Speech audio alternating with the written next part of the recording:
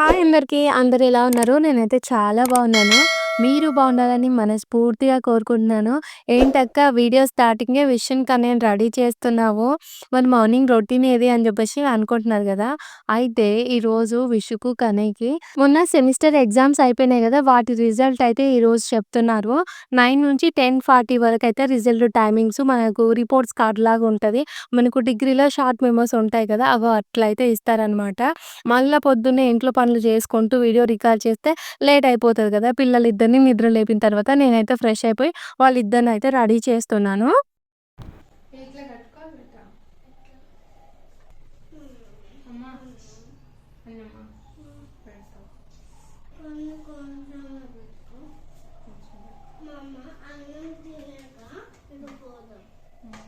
విషమ్మ మాట చెప్తా. విషమ్మ ఈరోజు నీకు రిజల్ట్ కదా, నేను ఒక మాట చెప్పనా? నువ్వు ఫస్ట్ యూనిట్ టెస్ట్లా 2 ఎగ్జామ్స్ అబ్సెంట్ అయినా. అప్పుడు మనం ఒక్క నిమిషం ఆగుతాను అక్కకు చెప్పని. అప్పుడు మనము ఇంటికి వెళ్ళాం కదా, 2 ఎగ్జామ్స్ ఆబ్సెంట్ అయితే ఒక ఎగ్జామ్కి 25 మార్క్స్, 2 ఎగ్జామ్కి 50 మార్క్స్. అప్పుడు నీ రిజల్ట్లో 50 మార్క్స్ కట్ అయినాయి. ఎందుకంటే అవి నువ్వు రాయలే కదా, అవునా కదా? మళ్ళీ ఇప్పుడు ఈ సెకండ్ యూనిట్ టెస్ట్లా మనం అమ్మమ్మ చనిపోయిందని ఇంటికి పోయినాం కదా, ఇంటికి పోతే నువ్వు సెకండ్ యూనిట్ టెస్ట్లా 6 ఎగ్జామ్స్లలో ఒక్క ఎగ్జామ్ కూడా రాయలే కదా. మొత్తం ఆ 6 సబ్జెక్ట్స్ అంటే 150 మార్క్స్, 150 అవి 50, 200 మార్క్స్ అయితే నీకు కట్ అయినాయి. మళ్ళీ ఈరోజు నీకు మేడము నీకు ర్యాంక్ రాలేదని చెప్పినా, లేకపోతే నువ్వు లాస్ట్ ఉన్నావు అని చెప్పినా, ఏం చెప్పినా కూడా నువ్వు ఫీల్ కావద్దు, సరేనా? అంటే ర్యాంక్ రాలేదని మాత్రమే చెప్తుంది, కానీ నువ్వు మంచిగానే రాస్తావు, మంచిగా ఎగ్జామ్స్ చదువుకుంటావు, మంచిగా అన్ని మార్క్స్ వస్తాయి నీకు. కాకపోతే నువ్వు రాసిన ఎగ్జామ్స్లో నీకు 200 మార్క్స్ అనేవి మైనస్ అవుతాయి. మైనస్ అవ్వడం వల్ల నువ్వు ఫస్ట్ ఎల్కేజీలో చెప్పినట్టు నువ్వు ఫస్ట్ సెకండ్ అని చెప్పేసి చెప్పరు. మొన్న సెమిస్టర్లో చెప్పింది కదా మేడం, అట్లా కూడా చెప్పదు. నువ్వేమని ఫీల్ కావద్దు, టెన్స్కి వచ్చిందని చెప్పేసి నువ్వు ఏడవద్దు. ఎందుకంటే నువ్వు ఎగ్జామ్స్ అబ్సెంట్ అయినావు కదా.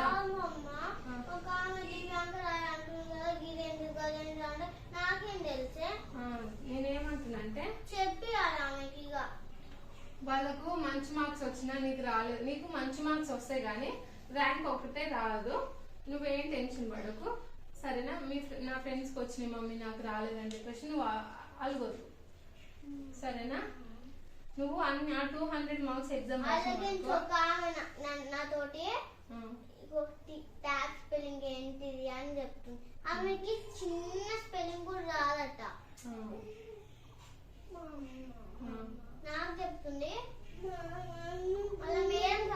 అన్నం తినాకనే పెడతా.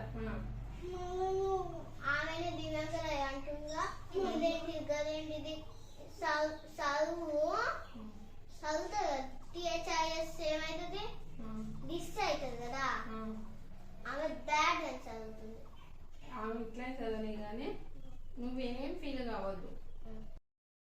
విషయమకి ఏం చెప్తున్నానంటే ఎప్పుడైనా సరే తనకు ఫస్ట్ లేదా సెకండ్ ర్యాంక్ వస్తది. అయితే మొన్న ఫస్ట్ యూనిట్ టెస్ట్ అప్పుడేమో 2 ఎగ్జామ్స్ మిస్ అయినాయి. మేము ఇంటికెళ్ళామనమాట. మా అన్నయ్య చనిపోయారని చెప్పి. మళ్ళీ సెకండ్ యూనిట్ టెస్ట్ అప్పుడేమో మా పెద్దమ్మ చనిపోయిందని ఇంటికెళ్ళినాం గదా! అన్ని ఎగ్జామ్స్ అయితే మిస్ అయిపోయింది.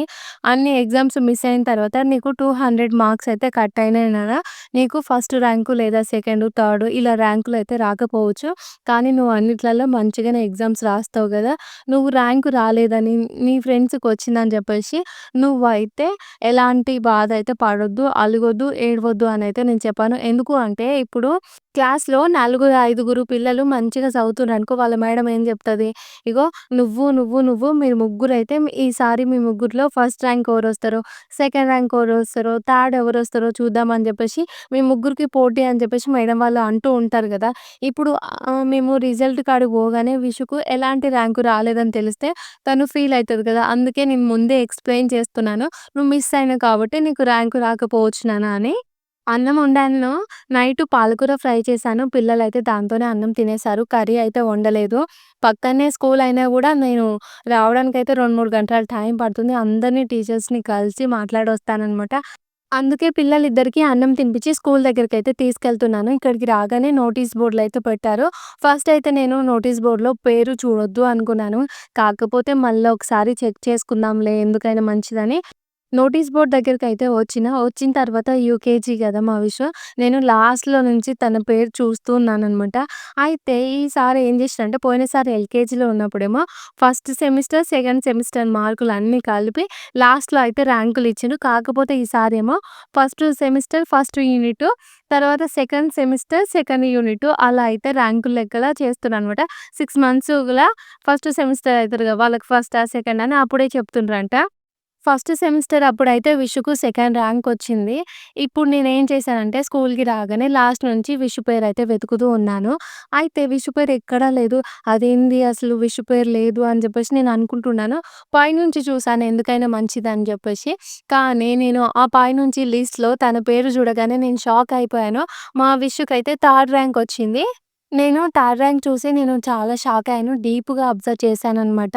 సెకండ్ ర్యాంక్ అమ్మాయికేమో 476.5 ఆమెకి హాఫ్ మార్క్స్ ఎక్కువ రావడం వల్ల ఆ అమ్మాయేమో నేతి అనే అమ్మాయి సెకండ్ ర్యాంక్ వచ్చింది. విషుకు 476.0 రావడం వల్ల విషుకైతే థర్డ్ ర్యాంక్ వచ్చింది. ఏదైతే ఏంది విషుకైతే ర్యాంక్ వచ్చింది కదా! తను చాలా హ్యాపీగా ఫీల్ అయితదని నాకు కూడా హ్యాపీ అనిపిచ్చింది. విషువి, కన్నయ్యవి రిపోర్ట్స్ కార్డ్స్ తీసుకొనైతే ఇంటికొచ్చేసాను. కన్నయ్యకి కూడా అన్నీ ఏ1 వచ్చినాయి. పోయినసారయితే తనకు హిందీలో C1 వచ్చిందనమాట. ఇప్పుడైతే అన్నీ ఇంప్రూవ్ అయినాయి. ఇంగ ఎల్‌కేజీ గదా! పిల్లలిద్దరిని మంచిగా చదివించాలి. విషయేమో ఫస్ట్ క్లాస్‌కి పోతుంది. మా విషుకైతే 476 మార్క్స్ వచ్చినాయి గదా! 4 మార్క్స్ ఎందులో కట్ అయినాయి అని చెప్పేసి మేడం వాళ్ళని అడిగితే హిందీ రైమ్స్ 1 నుంచి 10 వరకు రైమ్స్ చదువుకుంటే దాంట్లో వీళ్ళకు వచ్చినయి లేకపోతే మేడం అడిగినయి జెప్పాలి. అయితే విషయం ఏం జెప్పిందంటే నేను అన్నీ చదివిన మేడం మీకు వచ్చినయి అడగండి అని జెప్పేసి హిందీ ఓరల్‌లో జెప్పిందంట. అయితే మేడం ఒక రైమ్ అడిగితే తను రైమ్ చెప్తుంటే ఒక లైన్ అయితే మిస్ అయిందంట. ఒక లైన్ మిస్ అయినందుకు 2 మార్క్స్ అయితే కట్ చేసింది ఓరల్‌లో. తర్వాత మ్యాథ్స్‌లో అడిషన్స్ చేస్తారు గదా! 2 లైన్స్ అడిషన్స్ ఇచ్చినప్పుడు అడిషన్స్ చేస్తూ ఉంటే ఇప్పుడు ఫస్ట్ రోలో మొత్తము 14 వచ్చినాయనుకో, ఇప్పుడు 4 కిందేయాలి. 1 ఏమో ఇంకో నెక్స్ట్ రో పైన ఏసి కౌంట్ జేయాలి గదా! విష్ ఏం చేసిందంటే ఫస్ట్ రో మీదనే ఆ లైన్ అయితే వేసేసిందంట. కొంచెం హడావిడిగా చేయడం వల్ల అట్లా అయింది. దానివల్ల 2 మార్క్స్ మ్యాథ్స్‌లో పోయినాయని అయితే వాళ్ళ మేడం జెప్పింది. ఏదైతే ఏంది పిల్లలకైతే మంచిగా అయితే మార్క్స్ వచ్చినాయి గదా! వాళ్ళకొచ్చిన మార్క్స్ నేను వాళ్ళయి అని నేను ఫీల్ అవ్వను. అవి నా మార్క్స్ అని నేను రిజల్ట్ అనేది చూసుకుంటాననమాట. నా కష్టానికి ఎంత ర్యాంక్ వచ్చింది, లేదా పాస్ అయిందా, ప్రమోట్ అయిందా అని చెప్పి ఇలా అయితే చెక్ చేసుకుంటాను. అంతే అందుకే ఇలా చెప్తున్నాను. లేకపోతే ఇంక నేను ఇంతగా అయితే నేను మీతో షేర్ చేసుకోను. స్కూల్‌లో ఉన్నప్పుడు విష్ వాళ్ళ మేడం ఏం చెప్పిందంటే హాఫ్ మార్కే కదా! నోటీస్ బోర్డ్‌లో ఈమెకు థర్డ్ ర్యాంక్ అని ఉండొచ్చు. కాకపోతే సెకండ్ ర్యాంక్ అని చెప్పేసి మీరు కన్సిడర్ చేయాలి. ఎందుకు అంటే ఇప్పుడు సెకండ్ యూనిట్ టెస్ట్ అన్నీ అబ్సెంట్ అయినా కూడా మంచి మార్క్స్ వచ్చినాయంటే గ్రేట్ అని చెప్పేసి ఆ మేడం అయితే అన్నది. ఇంటికెళ్ళిన తర్వాత విషు కోసం అయితే డాల్ కేక్ చేయమని చెప్పింది. నేను కూడా సరే మేడం అని చెప్పేసి వచ్చేసాననమాట పిల్లల్ని తీసుకొని. ఆ రిపోర్ట్ కార్డ్‌లో మన పిల్లల దగ్గర ఉన్న ప్లస్‌లేంటివి, మైనస్ ఏంటి, వాళ్ళ బిహేవియరు, వాళ్ళ రెస్పెక్టు, షేరింగు ఇవన్నీ ఎలా ఉన్నాయని ప్రతి ఒక్కటైతే మెన్షన్ చేస్తారు. ఆ రిపోర్ట్స్ కార్డుల వల్ల యూజ్ ఏంటి అంటే మన పిల్లల బిహేవియర్ మొత్తం స్కూల్‌లో ఎట్లుందో మనమైతే తెలుసుకోవచ్చనమాట. ఇక ఇంటికొచ్చిన తర్వాత మళ్ళీ ఇంటి పనులైతే మొదలుపెట్టినా. పొద్దునైతే కర్రీ వండలేదు కదా! టమాటో కొత్తిమీర పచ్చడైతే చేశాను. అయితే పొద్దున పిల్లల్ని హడావిడిగా స్కూలుకి తీసుకెళ్ళాను కదా! ఈ బెడ్ అయితే నేను సదరలేదు. రోజు పిల్లలు లేవగానే బెడ్ మొత్తం ఆ నెట్ తీసేసి మంచిగా బెడ్‌షీట్స్ అన్నీ ఫోల్డ్ చేసి పెడతాననమాట. అయితే ఈరోజు పిల్లలకి 9కే స్కూలుకి తీసుకువెళ్ళాలి గదా! అందుకే ఈ పనులన్నీ చేయలేదు. ఇప్పుడైతే వచ్చి నిదానంగా చేసుకుంటున్నాను. టమాటో పచ్చడి కాబట్టి ఒక 5 నిమిషాలలో టమాటో పచ్చడి చేయడం గూడా అయిపోయిందనమాట. ఈరోజు నాకున్న పనులేంటంటే లగేజ్ బ్యాగ్ సదరాలి. మళ్ళీ వింటర్ బట్టలన్నీ కబోర్డ్‌లో అయితే పెట్టేసేయాలి. చూస్తున్నారు గదా! చలికాలం వస్తే పిల్లలకి మొత్తము ఈ వింటర్ బట్టలు అన్నీ ఉలెన్‌వే ఎయ్యాలనమాట. చాలా తిక్కుగా ఉంటాయి. ఈ బట్టలన్నిటిని కబోర్డ్‌లో నుంచి తీయడం, బయటికి పెట్టడం, ఈ మడత పెట్టడం ఇవే అనమాట. ఈ బట్టల వల్లనే నాకున్నే 2 కబోర్డ్స్. దాంట్లో ఒక కబోర్డ్ మొత్తం మా సార్ యూజ్ చేసుకుంటాడు. ఇంకో కబోర్డ్‌ల నావి, పిల్లలవి, మళ్ళా తర్వాత అవి బొట్లు పెట్టుకునేవి ఉంటాయిగా అవి, మళ్ళీ ఎక్స్‌ట్రా చిన్న చిన్న సామాన్లు, పేపర్స్ అన్నీ అలానే నెట్టేస్తాననమాట. ఇగో ఈ వింటర్ బట్టలు గూడా ఇగ ఏం చేస్తున్నానంటే ఫస్ట్ అన్ని బట్టలు మడతబెట్టిన తర్వాత విషువి, కన్నయ్యయి, మా సార్‌వి, నావి మావందరివైతే నేను సెపరేట్‌గా పెట్టేస్తాను. ఇలా అయితే బ్యాగ్‌లో నెట్టేస్తున్నాననమాట. మీకు తెలుసు గదా! బీహార్‌లో నాకు ఎలాంటి సామాను గూడా ఉండదు. మేము ఎక్కువ ఖర్చు పెట్టి సామాను గూడా తీసుకోలేని పరిస్థితనమాట. మేము మరీ ఎక్కువ ఉన్నోళ్ళం గాదు. తక్కువనే అంతంత మాత్రమే. అందుకే అయితే ఇలా ఉన్న వాటితోనే సర్దుకొని పోతూ ఉంటాము. ఒక బీరువా ఒకటి మాత్రమే తీసుకోవాలి. అవైతే ముందు ముందు చూస్తాను గానీ, ఇంక ఈ బట్టలన్నిటిని ఈ సంచిలో పెట్టయితే నెట్టేస్తున్నాను. చూస్తుండ్రు గదా! కొంచెం గూడా గ్యాప్ లేకుండా పెట్టేస్తున్నాను. ఎందుకంటే మళ్ళా ఎక్కువ బ్యాగులయినాయనుకో కబోర్డ్‌లో పెట్టడానికి కొంచెం ఇబ్బందిగా అయితది. ఒక 4, 5 అయితే నేను అడ్జస్ట్ చేయొచ్చు. ఇంతకుముందుకు ఒకటి కార్డ్‌బోర్డ్ లాగా ఉండే అనమాట. దాంట్లో వేసి పైన వేసేదాన్ని. అయితే అది చింపేసిర్రు పిల్లలు. మళ్ళా అలాంటి సైజ్ కార్డ్‌బోర్డ్ అయితే నాకు దొరకట్లేదు. ఇంక ఎట్లైనా సరే నేనేమనుకున్నానంటే ఇప్పుడు మేలో ఇంటికెళ్ళొస్తాం కదా! జూన్‌లో వచ్చిన తర్వాత కబోర్డ్ ఆర్గనైజేషన్స్, కిచెన్ సామాను, తర్వాత కొన్ని కొత్త కొత్త కర్టన్స్ ఇవన్నీ అయితే నేను తీసుకోవాలనుకుంటున్నాను. అందుకే ఇప్పుడు ఎట్నో అట్లా కుక్కేస్తాను. నెల రోజులే గదా! జూన్‌లో అయితే మంచిగా ఇల్లుని చేంజ్ చేస్తాను గదా! అప్పుడు ప్రతి ఒక్కటి నీట్‌గా పెట్టుకోవచ్చు అన్నట్టుగా అయితే నేను మా సార్‌ని ఇప్పటినుంచే అడిగి పెడుతున్నాననమాట. ఏంటి అంటే కిచెన్‌లో కొన్ని డబ్బాలు కావాలి. తర్వాత మంచి మంచి డెకరేషన్ ఐటెమ్స్ కావాలి. మళ్ళా కర్టన్స్ చేంజ్ చేస్తాను. ఆ తర్వాత మళ్ళా కొన్ని కార్డ్‌బోర్డ్స్ ఉంటాయి గదా! అంటే ఇప్పుడు ప్లాస్టిక్ లాగా వస్తున్నాయి గదా! అలాంటివి నేను తీసుకుంటానని చెప్పేసి వాటి కోసం మనీ కావాలి కాబట్టి ముందే మా సార్ దగ్గరైతే అప్లికేషన్ పెట్టుకుంటూ వస్తున్నాననమాట. ఎందుకంటే ముందు చెప్తే మన బడ్జెట్‌లో ఉన్నంతలో లాస్ట్‌కి ఇస్తారు గానీ ఒకేసారి చెప్తే అయితే ఇయ్యరు కదా! నేనైతే మా సార్‌ని ఒక 10,000 వరకైతే అడిగాను. మరి తను ఇస్తాడో, ఇయ్యడో, వద్దంటాడో, చెయ్యంటాడో, ఏమంటాడో అయితే తెలవదిగ. అప్పటి వరకు మళ్ళా జూన్‌లో గదా! నేనేం చేస్తున్నానంటే రోజు మీషోలో, ఫ్లిప్‌కార్ట్‌లో, అమెజాన్‌లో నాకు నచ్చిన ప్రొడక్ట్స్ అన్నీ అయితే కార్ట్‌లో యాడ్ చేసి పెడుతున్నాను. మా సార్ తీసుకోమన్నాడనుకో అన్నీ ఒకేసారి బుక్ చేసేస్తాను. ఇల్లు మొత్తం చేంజ్ చేస్తాను. అంటే మరీ కాస్ట్‌లీ ఐటెమ్స్ ఏం కాదు. 200, 150, 300లో దొరికే సామాను తీసుకొని కొంచెం అయితే చేంజ్ చేద్దామని అనుకుంటున్నాను. జస్ట్ లుక్ వరకే మరి ఇల్లు మొత్తం కాదనమాట. ఇంకా వింటర్ బట్టలన్నీ సర్దేసి కబోర్డ్‌లో పెట్టిన. మేము 29థ్ రోజు నైట్ అయితే ఇంటికెళ్తున్నాము. 29థ్ రోజు నైట్ ట్రైన్ ఎక్కితే 31st రోజు మార్నింగ్ అయితే ఇంటి దగ్గర దిగుతాము 10:30కి అట్లా. మళ్ళా ఏప్రిల్ 3కి అయితే రిటర్న్ అయితే స్టార్ట్ అవుతున్నాము. ఏప్రిల్ 5కి అయితే మళ్ళీ బీహార్‌కైతే వచ్చేస్తామనమాట. ఎందుకక్క ఇంత అర్జెంట్‌గా ఒక 2 రోజుల కోసం ఇంటికి పోతున్నంటే ఒక చిన్న పర్సనల్ పననమాట. దానికోసం అయితే వెళ్తున్నాము. అయితే నేను కిచెన్‌లోకి పోయినప్పుడల్లా నాకొకటే అనిపిస్తది నాకు. అన్ని గిన్నెలు కొంచెం సేమ్‌గా ఉంటే బావుండు. సామాను అంతా ఎక్కువైపోయిందని చెప్పేసి కిచెన్ క్లీన్ చేసేటప్పుడు నేను చాలా సార్లు అనుకుంటాను. నేను అక్కడి నుంచి వచ్చేటప్పుడు మా అత్తమ్మ ఈ సామాను తీసుకపో, ఆ సామాను తీసుకో అని మా అత్తమ్మ అంటది. మా అత్తమ్మతో పాటుగా అమ్మ గూడా. అమ్మ గూడా ఇగో ఈ టిఫిన్ తీసుకోపో, ఈ గ్లాస్ తీసుకోపో, ఈ ప్లేట్ తీసుకో అని అమ్మ ఇస్తది. వాళ్ళు అలా ఇస్తున్నప్పుడు వద్దనలేం కదా! నేను అన్నీ తీసుకొచ్చాను. కానీ ఇప్పుడు నా దగ్గర ఉన్న ఎక్స్‌ట్రా గిన్నెలన్నీ బ్యాగ్‌లో పెట్టేసాననమాట. ఎందుకంటే పెట్టడానికి స్పేస్ లేనప్పుడు వాటిని ఇక్కడ మనం ఉంచుకోవడం కూడా వేస్టే అని అనిపించింది నాకు. ఆ తర్వాత ఈ ప్లాస్టిక్ డబ్బాలున్నాయి కదా! నేను దాంట్లో మామిడికాయ, చింతకాయ పచ్చడ్లు అయితే తెచ్చుకుంటాననమాట. అందుకే మళ్ళీ ఆ బాక్సులు రిటర్న్ తీసుకెళ్తున్నాను. కొంచెం ఒకటి లాంగ్ చైన్ ఉండే అది నేను ఇక్కడికి తెచ్చుకున్నాననమాట. కానీ అస్సలు యూజ్ చేస్తలేనుగా అని చెప్పి మళ్ళీ ఇంటికైతే పట్టుకెళ్దామని పెట్టేసాను. ఇంకా తర్వాత ఈ టాప్స్ ఉన్నాయి కదా! ఇవి నేను ఇష్టంగా కొనుక్కున్న టాప్సే ఒక 4, 5 సార్లు వేసుకోవచ్చు. అయితే ఈ టాప్స్ ఎందుకు తీసుకెళ్తున్నానంటే, మా అక్క కూతురు చిట్టి ఉంది. తనకి నా సైజ్ బట్టలన్నీ వస్తాయనమాట. ఇంకా మా ఇంట్లో మా ఫ్యామిలీలో ఎవ్వరికీ రావు. తను నా బట్టలొస్తాయి కాబట్టి నేనేం చేస్తానంటే, ఇప్పుడు ఏవన్నా కొత్తయి ఉన్నా, లేకపోతే అవి నాకిష్టం లేకపోయినా, అంటే కలర్ ఎక్కువ నచ్చకపోయినా, లేకపోతే నేను ఒకటి తీసుకొని ఇది నాకు సెట్ అవ్వదు అనిపించినా కూడా నేను దాన్నయితే యూజ్ చేయను. ఇంకా ఎట్లాగో మా చిట్టికైతే నా సైజ్ బట్టలొస్తాయని చెప్పేసి ఒక 4, 5 టాప్స్ అయితే తీసుకెళ్తున్నాను. ఆ తర్వాత విషుకి ఈ బట్టలన్నీ చిన్నగా అయిపోయినాయి. మా అన్వి ఉంది గదా! తనైతే వేసుకుంటది. ఒకవేళ అన్వి చిన్నగుందనుకో మా గీతక్క వాళ్ళ డాటర్ ఉంది జాను. ఆ అమ్మాయికి ఇప్పుడు 4 ఇయర్స్ అనమాట. తను ఎల్‌కేజీ చదువుతుంది. తనకైనా వస్తాయి. ఎవరికో ఒకరికి యూజ్ అయితాయి కదా! అని చెప్పేసి ఆ విషు చిన్నప్పటి బట్టలు గూడా పెట్టేసుకున్నాను. ఆ తర్వాత ఈ టవల్ అనమాట. అది లడ్ టవల్ అంటంగా అది. అది యూజ్ చేయట్లేదు. చానా రోజులవుతుంది తీసుకొచ్చని మళ్ళీ అయితే ఇంటికే తీసుకెళ్తున్నాను. ఇంకొకటి పెట్టడం అయితే మర్చిపోయాను. నేను వీడియో వాయిస్ చెప్తుంటే నాకు గుర్తొచ్చింది. కుక్కర్ తీసుకుపోతా అని చెప్పలే గదా! ఆ కుక్కర్ అయితే పెట్టలేదు. రేపైతే పెట్టేస్తాను. రేపంటే ఇప్పుడు నేను వాయిస్ చెప్తున్నానుగా, వాయిస్ చెప్పడం అయిపోయిన తర్వాత పెట్టేస్తాను. ఇంటికెళ్ళడానికైతే ఆ బ్యాగ్ అయితే రెడీ అయిపోయింది. ఇంకా పైనుంచి బ్యాగ్ ఏమో ట్రైన్‌లో యూజ్ చేయడానికి ఏమన్నా పెట్టుకుంటాం కదా! అందుకోసం ఆ బ్యాగ్ అనమాట. ఫుడ్ బ్యాగ్ వేరే ఉంటది. మా సార్ వాళ్ళ స్కూల్‌లో ఒక టీచర్ అయితే రిటైర్ అవుతుందంట. తను పీజీటీ.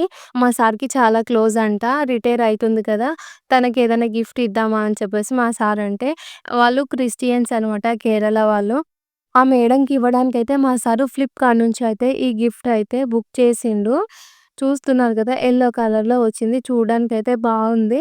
మా సార్‌ను కొత్తగా వచ్చినప్పుడు ఆ మేడము వాళ్ళ హస్బెండ్ అయితే మా సార్‌కి అంటే ఫస్ట్ ఎక్స్‌పీరియన్స్ కదా! ఆల్రెడీ వేరే వేరే స్కూల్‌లలో ఎంత ఎక్స్‌పీరియన్స్ ఉన్నా ఒక కొత్త స్కూల్‌కొచ్చినప్పుడు ఫస్ట్ కొందరి దగ్గర నుంచి కొన్ని ఇన్‌స్ట్రక్షన్స్ అయితే తీసుకుంటాం గదా! అలా అయితే మా సార్‌కి ఇచ్చారంట. అందుకే ఈ గిఫ్ట్ అయితే మా సార్ సెలెక్ట్ చేసుకుండు. ఇంకా కన్నయ్యనేమో బైక్ మీద పోదాం పప్పా అని జెప్పేసి బైక్ దగ్గరికెళ్ళిండు. కానీ వాళ్ళేంటంటే మా పక్కనే ఉంటారనమాట. నేను స్కూలుకు విషయం తోలిస్తాను కదా! అక్కడ ఆ రోలో ఉంటారు. ఇగ పిల్లల్ని తీసుకొని ఆ మేడం వాళ్ళ ఇంటికెళ్ళి, ఆ మేడంకయితే గిఫ్ట్ ఇచ్చేసి వచ్చాననమాట. ఆ క్లిప్ అయితే తీయలేదు. ఎంతైనా సరే మన వీడియోస్ మనమే చూయించుకుంటాం గానీ, పక్కనోళ్ళని చూయించడం అయితే నాకిష్టం ఉండదు. అందుకే నేనైతే ఆ మేడంకి ప్రెజెంట్ చేసేటప్పుడు ఒక చిన్న ఫోటో ఉందనమాట. ఆ ఫోటో గూడా నేను మీతో షేర్ చేసుకోవట్లేదు. ఇంకా నైటొచ్చిన తర్వాత పిల్లలిద్దరికైతే స్నానం చేయించిన తర్వాత 6:45 అయితుంది. అప్పుడైతే కుకింగ్ చేస్తున్నాను. ఎప్పుడైనా సరే నైటు 7:30 నుంచి 8 లోపలైతే తినేస్తాము. ఈరోజు మా సారయితే చికెన్ తీసుకొచ్చిండు. మా సారు చాలా వరకైతే మార్నింగ్ టైము చికెన్ ఎప్పుడూ తేరు. ఎప్పుడో ఒకసారి నైట్ టైమే తీసుకొస్తారనమాట.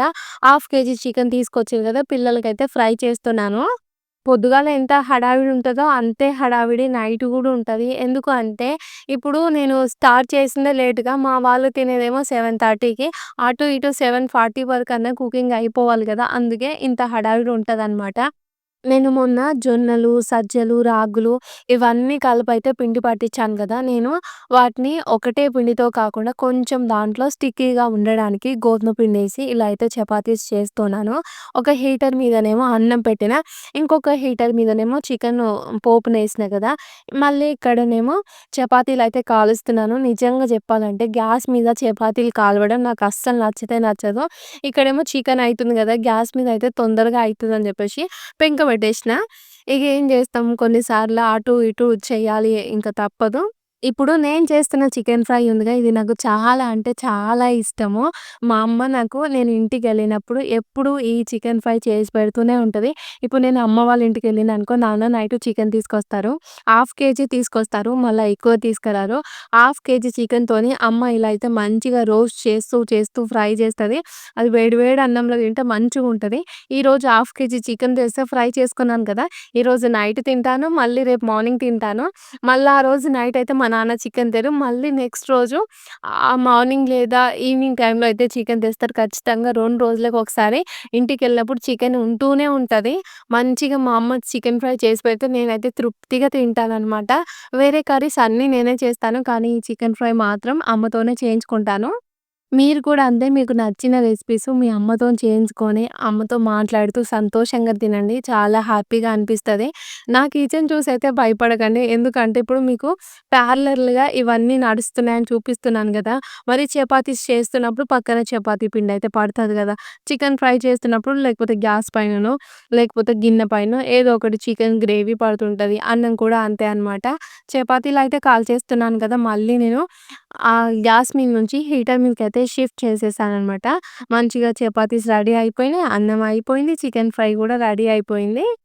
ఈ చికెన్ ఫ్రై మా కన్నయ్య కూడా చాలా మంచిగా తింటాడు. విషేమో కర్రీ తింటది, ఫ్రై తింటది, అన్నీ తింటది. కన్నయ్య కూడా తింటారు గానీ, కర్రీ వండితే ఒక్కటే పీస్ తింటారు. కానీ ఇప్పుడు నేను ఫ్రై చేసినా గదా! ఇవి అన్నంలో పెట్టుకొని 3, 4 పీసులయితే తింటారు. పిల్లలు తింటారంటే అంతకన్నా కావాల్సింది మనకేముంటది జెప్పండి. ఈరోజైతే నైట్ డిన్నర్ అయితే అయిపోయింది. చపాతీస్ చేసిన, చికెన్ అయిపోయింది, అన్నం వండిన, మార్నింగ్ చేసిన టమాటా పచ్చడి గూడా అట్లనే ఉంది. మరి ఈరోజు మీ డిన్నర్‌లో ఏం తిన్నారో గూడా కామెంట్ చేసి చెప్పండి. వీడియో నచ్చితే లైక్ చేసి ఛానెల్‌ని సబ్స్క్రైబ్ చేయండి. ఓకే ఫ్రెండ్స్, బాయ్ మరి. Good night.